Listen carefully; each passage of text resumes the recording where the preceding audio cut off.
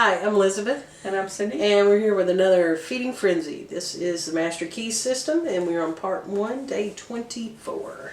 Right. All agree that there is but one principle or consciousness pervading the entire universe, occupying all space, and being essentially the same in kind at every point of its presence. It is all-powerful, all-wisdom, and always present. All thoughts and things are within itself. It is all in all. Do you believe that? I do believe that. Now, I don't know that all agree with that. And he says all agree that there is but one principle. I don't know that I agree that everybody agrees with that. But I do agree that there is one principle or consciousness pervading the entire universe, occupying all space. And I believe that's God. I agree with you. I don't believe that everyone, that all, think the same thing. But then again, I believe that most do. And I believe that regardless of denomination or religion or whatever, that in some ways our pictures of God are all the same, you know. So I believe that most people believe there's a higher power, whatever that higher power may be to them. So, and I believe it occupies all space and being essentially the same in kind at every point of its presence. That's pretty cool. I've never thought of it that way. What does that say to you? So someone tried to tell me about this a long time ago, and they used the circumference of a circle to illustrate it. And that wherever God is the center of that circle. And there was nowhere that you could point that God wasn't. So it was always the center of the circle. So you wouldn't find a boundary. Oh, that's good. Yeah, there was no up or down or this way or that. Or it ends here or starts there. It was always in the circumference of that circle. So there was no beginning or no ending if there's always in the middle. That's good. But to me, occupying all space and being essentially the same in kind at every point of its presence. In other words, it's not stronger in one point than it is another. Right.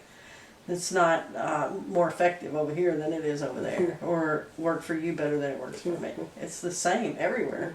So there's nowhere I can go to get away from that presence. Do you know what that brings up to mind for me? It's like the blind spot in a vehicle.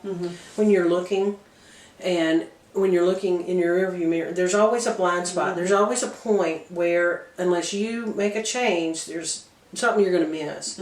Well, this to me brings up God has no blind spot. Yeah. There is no blind spot for God. Right. Because there is nowhere that I can go that God's not. You know? Yeah. So that's reassuring to me. Yeah. And the same in kind at every point of its presence. That's comforting to me. It is all powerful, all wisdom, and always present. That's good. That makes me feel better. Oh, it does, doesn't it? Well, and I've always believed that God was unchanging. Oh, yeah. Yeah, it's not him that changes, it's me. All thoughts and things are within itself, and itself is capitalized here. So everything exists within it, and it is within everything. I still don't know that my mind wraps around that completely. I mean, I understand it here, but I don't know that I've moved it completely to the knowing. Well, can you move it to knowing without having some kind of frame of reference, without having an analogy to tie it to? Yeah, I think so. I think it makes it easier with analogies, but I think you can. Yeah, you can, but it's just more difficult. It's much more difficult. But I think I get it. I get that everything's in God and God's in everything, but to really think about that's amazing. It's like trying to picture infinity. Yeah. Yeah. I don't have to be able to wrap my head around it to know that there is an infinity, and I just don't get it. So that also I can apply towards my thoughts on God or the universe or spirit or however you want to, whatever name you want to put to that. It's the same for me as infinity. Okay, I can't wrap my head around it, but it's okay that I can't wrap my head around it. Right. We just accept it and I can just accept it and move on. Yeah, and sometimes I think that's what I have to do for a lot of these, because well, until I get it. The thoughts just beyond me to think of if I have no beginning and no end, or God has no beginning and no end, well, everything we know starts somewhere, you know? Mm-hmm. So that's just hard. Well, another thing I've learned, I think, through these book studies or these discussions that we're doing, is if I allow myself to get hung up on a word or a part of a sentence, then I'll stop my forward progression right there. Yep. And I can't move past it until I can allow it to be what it is, whether I can wrap my head around it or not. Right, right. And I'm not saying I don't get it and it's going to hold me up, but it's just so big. Oh, yeah. It's just such a big, huge thought to me. Mm-hmm. To realize that God's in the rocks and He's in the tables and the chairs and everything anywhere. Mm-hmm. And to think that I am an expression of that same God. Which has the same power. Yeah. That I have the same power as anybody else that's ever lived in history.